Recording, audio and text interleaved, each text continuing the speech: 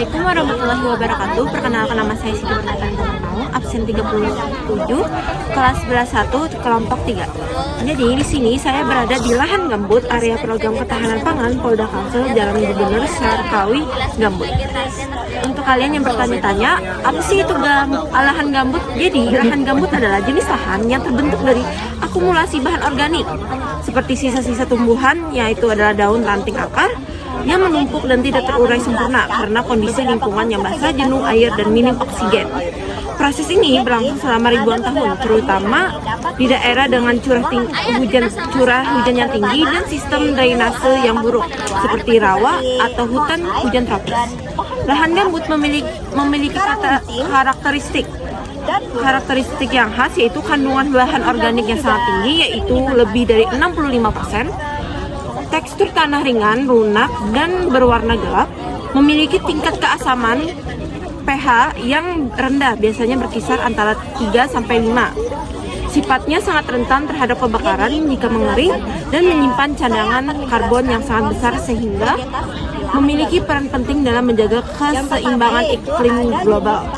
Nah, lahan gambut sangat penting untuk menyimpan air dan mencegah banjir, menyerap karbon dan mengurangi emisi gas rumah kaca, menjadi habitat berbagai flora dan fauna langka, terutama di Indonesia, yang memiliki salah satu lahan gambut tropis terluas di dunia.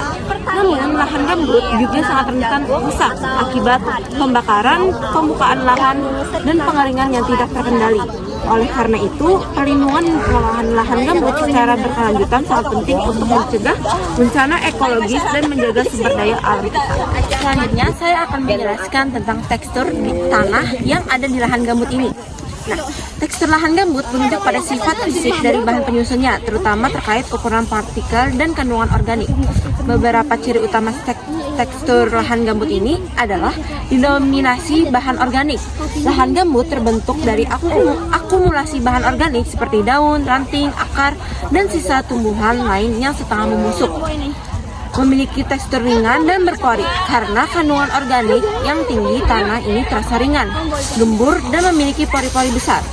Kandungan mineral yang rendah, hampir tidak mengandung pasir, lanau, atau lempung seperti tanah mineral biasa.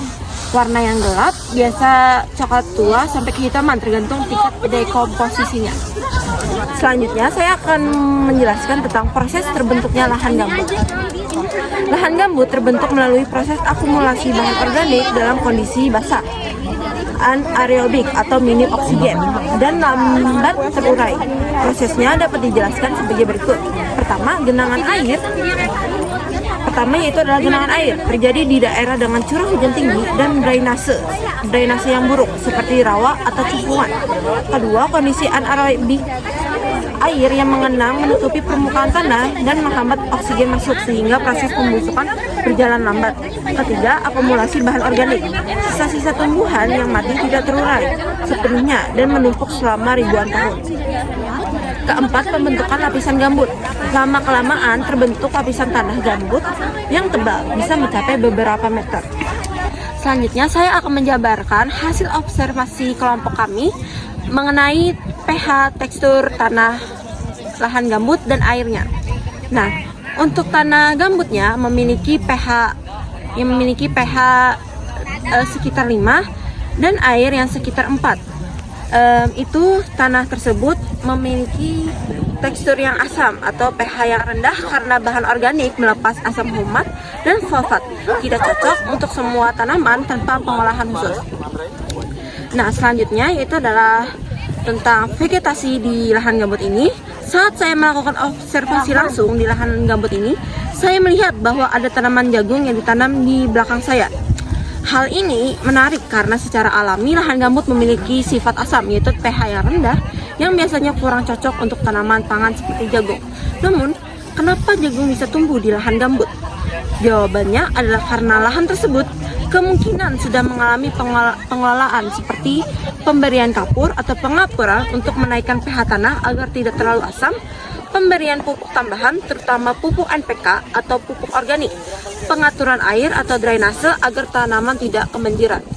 Jagung adalah salah satu tanaman yang bisa beradaptasi di berbagai kondisi jika tanahnya diolah dengan benar.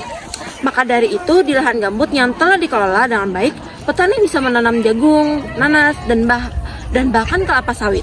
Namun perlu diingat, pengelolaan harus dilakukan secara berkelanjutan agar gambut tidak rusak dan tetap bisa menyimpan karbon serta menjaga ekosistem. Lahan gambut adalah paru-paru dunia, jangan dibakar, jangan dirusak. Ayo jaga lahan gambut untuk masa depan yang lestari.